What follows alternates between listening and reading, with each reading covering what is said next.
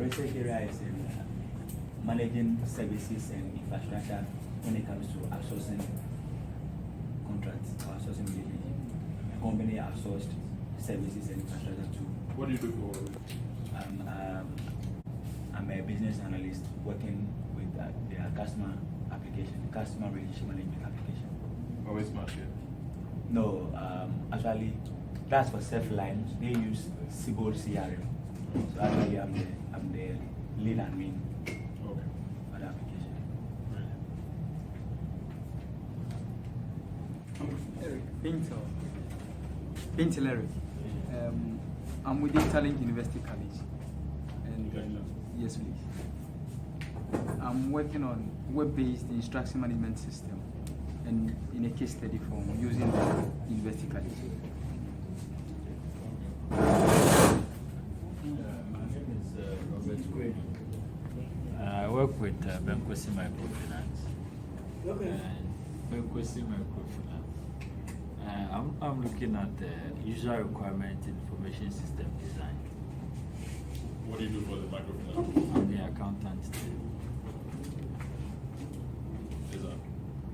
My name is Isaac Sudangwa. I work with Ghana Great Company. My research area is in smart metering.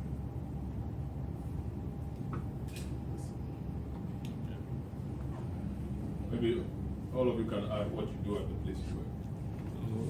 Yeah, I'm a fellow engineer to metering and billing. My name is Nora Asa. I'm a TA at Wisconsin University College. And I would want to research on internet banking. Yeah, that's my internet. I'm not certain on it yet, but I would want to. The research students are in year one. The MBA students are in year two. I'm Akwa Abraham. I work with the Lands Commission, and I'm researching on mobile payment service delivery. What do you do at Lands? Administrative officer. My name is Daniel Mensalas. I work with Multi TV as a broadcast engineer. Broadcast engineer. Broadcast engineer? Yes. I work on playout systems, broadcast networks, and headed. My research is information security management. I'm doing a case study of the University of Ghana. I'm Eric Hansu. Yes, I'm Professor Wattis T. at the department. Yes, I've researched on electronic learning, innovations in teaching and learning. Yeah, that's my research.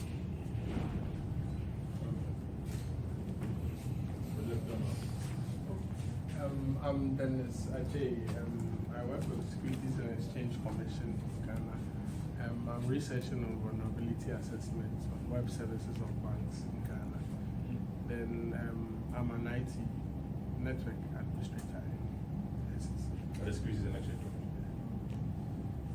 Yes, sir. My name is Robert Wood. I work with Ericsson Ghana. My specialty is into 3G and 4G. I'm researching on telecommuting adoption in a developing country, the case study of Ericsson Ghana.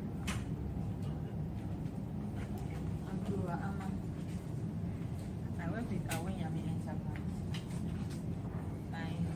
I'm an administrator. My topic is supply chain management and small distribution. Supply chain management? Small distribution firms. Okay. What is your enterprise? Distribution of Nestle products. Nestle products. Oh, interesting. What's the name of the product? She's Mercy Adichie. Awanyami. Which territory? Which region? At Uwashi. Uwashi. Okay. Okay. My name is Dorothy Edu. I work with AFD Ghana PLC. My project is on managerial perceptions on IT investments.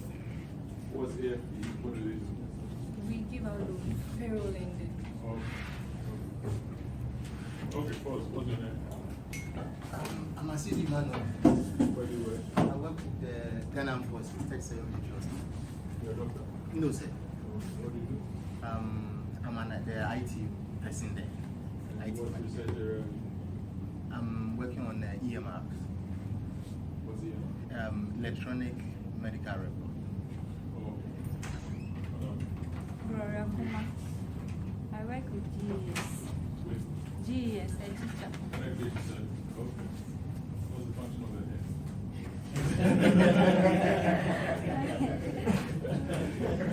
Please go on.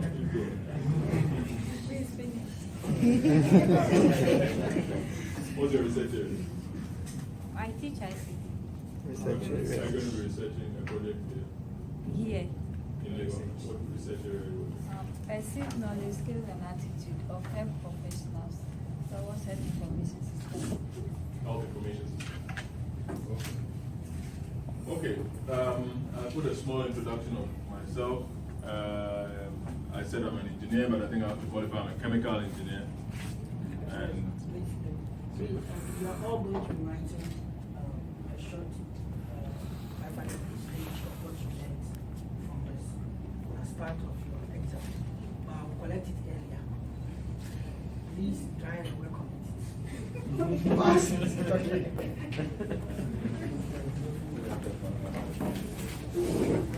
But you can record the audio. I don't know how to.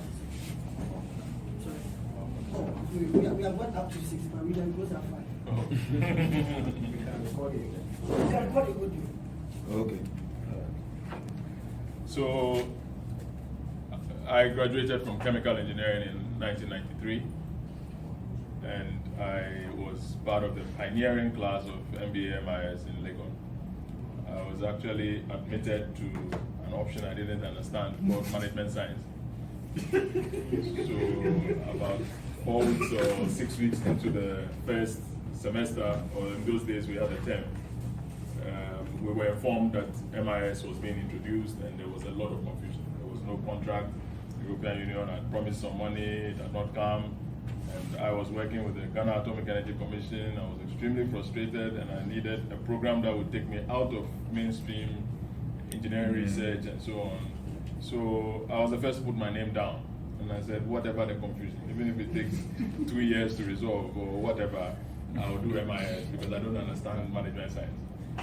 And indeed, it finally happened, and the EU funding, amidst all the controversy you would expect for the first batch, but actually in those days, they wanted 10 people, they got only 5 because there was too much uncertainty. And fortunately, that first 4 years became what it became.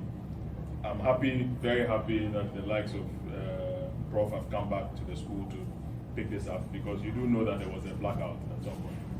And I mean, many of us were very worried that we might never see a gathering like this again. So that's, a lot has changed in the landscape that we are very grateful for. I see that Prof is here, people like Gamal Redu, Gimpa, and I don't know where Jamal Dean is now. Yeah, computer science. Still at Gimpa, or in Lagos? Oh, okay. So are these your mates? No, these are people I met when I did the 1 year of, I broke from industry for 13 months at some point to do academic work. And I was very happy to see that for the first time at the PhD level, we had Ghanaians who were now taking up the mantle, because that was actually the cause of the blackout. When Europeans stopped traveling here, we didn't have manpower. So things have changed, and they've changed for the better, and we are all happy to see that. I have just a few slides because I would like to keep this very interactive. So please stop me as I go along and let's have the conversation. Because the area I'm going to be coming from is as it pertains to the corporate environment. I spent 1 year, like I said, lecturing at Gimpa and Ashesi to be able to get my own grounding in what is happening in the academic sphere. But I think that a lot of the problem that I see with the manpower situation is the inability to have that marriage on a constant basis. What's going on in the corporate, what's going on in the academic, what's going on the global, and to have one conversation going for Ghana. So, unfortunately, when we were doing the MIS, we had a Belgian professor called Eddie Van Dyke. And I remember he made a statement that I don't know whether it followed me and became a prophecy in my life, because he kept saying in every lecture that MIS professionals don't stay in organizations for long. And it was not because he was telling us to do that, but he kept saying that, look, a lot of the surveys are showing that when people do a lot of projects, they close where they want to close, they've got a vision they wanted to achieve for the organization, they start to look for another challenge. And happy to say or sad to say, but that has been the story of my life. So I've worked in consulting. When I left MIS, I went into Pricewaterhouse. I worked for KPMG after that. I've worked for the fast-moving consumer goods industry. That's why I stopped at the Nestle distributorship. It's a very interesting part of the work we do all the time. But yes, in those days I worked for British American Tobacco, and then I worked for Ghana Breweries. Ghana Breweries transferred me into the Heineken Group. So I spent 5 years in Amsterdam doing different projects in IT, in the Africa cluster, in audit, etc., etc. But it's not to talk about myself, just to give a few indications of how I'm going to look at this. Now, my third slide is what I want to talk to. Having given that background, you will realize that across board, look at the research areas that you are talking about, from outsourcing to supply chain to e-learning to microfinance. Was there a lending discussion somewhere? Amidst all of them, the common theme is people, and the common theme is adoption. You are going to do a good design, you're going to do hopefully a good build sometimes, or a good deployment of systems or technology, but adoption. How are people going to internalize that and make it mainstream to the life they lead? I say this and I make certain references. Some of them, if you've been in any of my previous discussions, you may have heard me say before. But I find it interesting when, as a salesman for MTN, I travel to Yendi and I see the most brilliant surveillance system that I've seen in the world in the Palace of the Yana. But as you are going into that palace, you have to step over the grass that the cow is feeding on. You have to wait if the cow is blocking the entrance. You are in a certain very traditional setting. Mm-hmm. And if you've been in that environment, the last thing you expect is suddenly to see a lot of flat screens and see the extent to which the man can see who is approaching. Now, this type of situation calls for a certain type of implementer. Who put that surveillance system in? Was that person the kind of person who goes with PowerPoint slides and sign-off sheets to say, Yana, look, this thing, we've tested it, sign here, sign here, sign. It will not work. Exactly.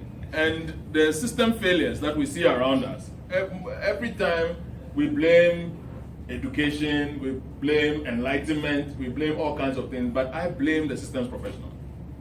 We need a professional who knows what he's doing, who knows the identity of the user, and who knows the psychological profile, the social setting, the ability to create adoption. Because currently, as an economy, as a society, as a culture, one of the biggest challenges we face is that we are not using systems. If you hear the debates that are going on air, if you hear the conversations in our drinking bars, in our offices, everywhere, people are complaining about one form of drama or the other. Why did this procurement go this way and it ended up haywire? Why is electricity not coming through the lines? Why is all of it is systems failure? I'm happy you mentioned metering. When you talk about metering today, this is a confidential discussion. Because we have conversations that are very funny. For example, you ask yourself, why is it that there's a discussion about revenue leakage in the metering chain? And yet, if I sit down in front of the management team of ECG now and I say, I want to automate this so that we pay by mobile money and it goes straight into a bank account, they will tell you, let's reschedule the meeting. we can have another conversation about this later. But those are the challenges. And for me, I could sit down and say, these guys need enlightenment or they need whatever. But I think that every time that we have the conversation that I feel to make progress, it is also an indictment of myself and how I'm pursuing the adoption. Because everybody has assumed for some reason, and one of my former teachers, Clement Idonu, used to say that, AIT, he used to say that before you know it in this country, before you know it, they say somebody is looking for bribe. But it's not about that. You see, you could go there with a bag full of money and give it to all the people in the conversation, and it will not happen. The money they will take, maybe, I don't know. But it will not happen because there are certain barriers that have to be overcome. And there are certain pain points within the internal organization. I've researched that metering thing a lot because there are over 2.5 million electricity meters in Ghana, more than that. 2013 annual report of the ECG had about 2.6 something. By now, it's even more, probably crossed 3 million, I don't know. But when you see that opportunity, and then you see the fact that a majority of them are prepaid, and yet the charging is a complete mess. It's either your card and the card reader did not speak properly, or the distributor that is in your area that you went to buy from somehow has a connectivity problem, or whatever it is. It does seem logical that if money is kept in banks, then banks must be linked to utilities. And whatever the medium is the technology. That one is trivial. But at least the pivotal design points would be that the money must be linked to the service. But that conversation somehow is not going in the right direction because it is easily distracted by, so who will be the players? Who will be the owners of the linkages? And you know, and these types of conversations are failures of anticipation and also failures of governance. Because you realize that, look, if you've ever run a project in a country like France, there's a lot of corruption in France. I mean, to the extent that I remember doing a deployment in France, and one day the lead on the user side called me and he said, "What were you thinking when you started this project?" And I said, "Oh, it was a CRM project." I said, "I wanted to get a CRM system going. What do you think I was thinking?"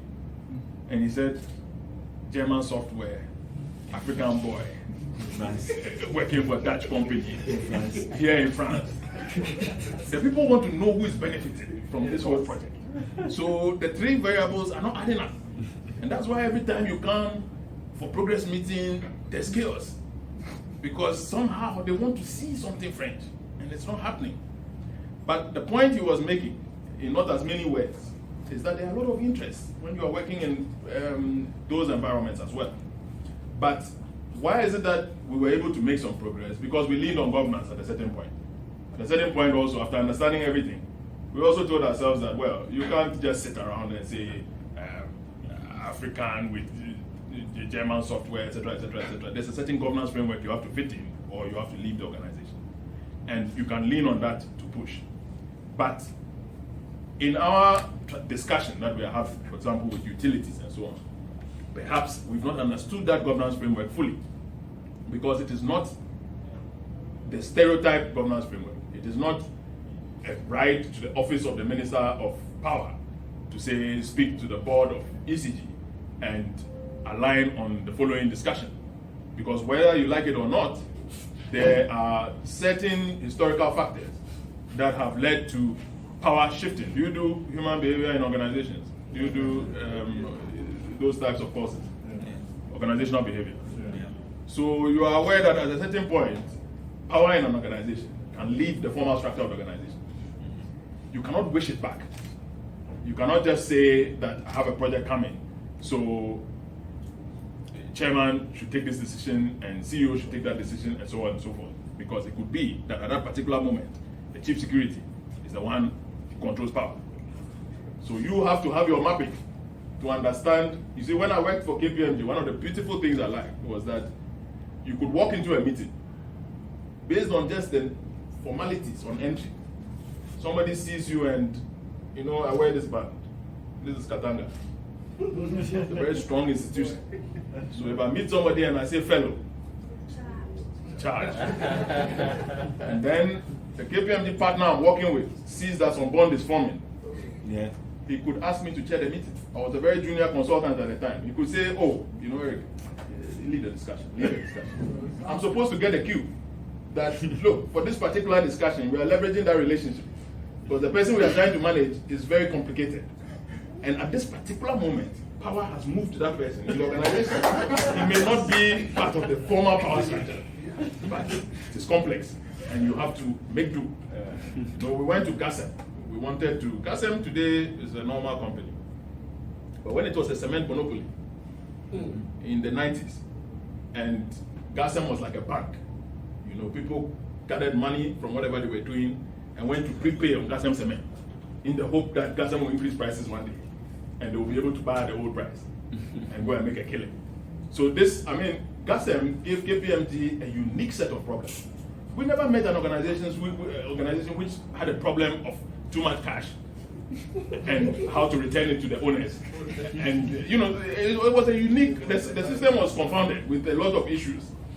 But as we were having the conversation, I remember a very old man in a blue security uniform. He came and told me, the system you have designed, it means that there is no gate report form. I still remember the conversation. And I said, oh yes, the gate report form has now been replaced by the picking list, and you see the dispatch list for the trucks, so this will. But then he left and he said, but it means there will be no gate report form. Understand what you say. You see, I was supposed to get the message. That's my brother. Even before you can organize these trucks over here, the security have to cooperate.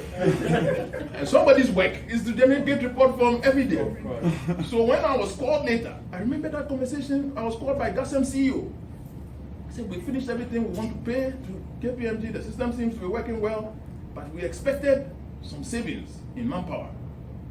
Who are the people who are redundant now? Give me a separate report. I wrote the report, I gave it to my boss. My boss called me, he said, Eric, you have not recommended any redundancy. What are you? And I said, I have recommended that out of 27 roles that you have, maybe now you can work with 22. But GASEM, as the client, you must decide who are the 5. Because it could be that this role that you are doing is redundant, but it does not mean that you must go home. There has to be an appraisal of whether you are better suited for that role, and perhaps he must go home for you to go and do that role because of performance issues.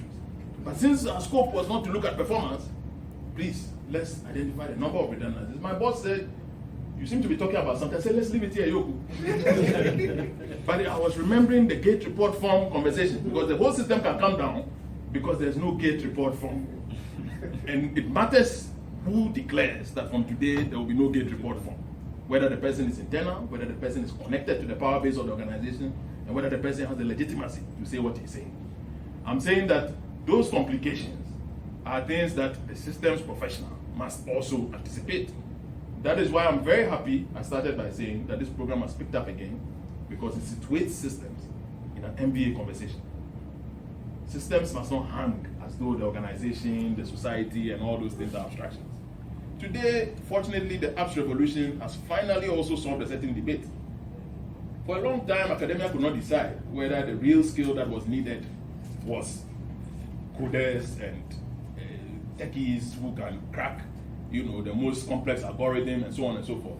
But you realize more and more that with hundreds of millions of apps out there, people are beginning to realize that, look, the actual programming anybody can do. It is a question of the design. And that design is where you get the adoption. You see, Steve Jobs used to say that it is not the beauty of an object that he calls the design. It is how you use it. So as you anticipate the beauty of the iPhone, you also immediately see how easily it's going to slip into pockets, and how easily it is going to fall down, and how easily it is going to be read as a screen, and so on and so forth. So for me, systems is people, and adoption is the person. Those are the two main points that I put down for this discussion, because I knew that in a group like this, you are going to be looking into varied research areas.